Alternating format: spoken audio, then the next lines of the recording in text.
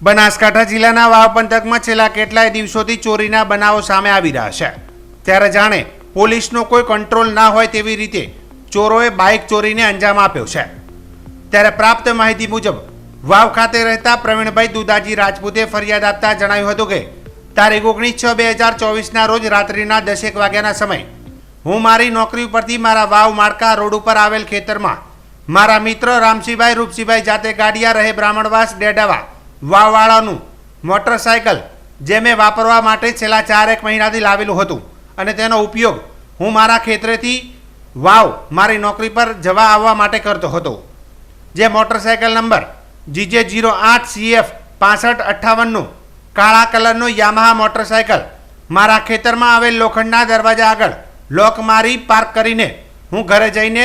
જમીને નિત્યક્રમ પ્રમાણે સૂઈ ગયેલ અને સવારે 6 વાગ્યાના સમયે જાગીને બહાર દરવાજા બાજુ જઈને જોયેલ તો પાર્ક કરેલ GJ08CF 6558નું કાળા કલરનું યામાહા મોટરસાયકલ ત્યાં જણાયેલ નહીં, જેથી મેં આજુબાજુના ખેતરમાં તપાસ કરતા મોટરસાયકલ ક્યાંય મળી આવેલ નહીં,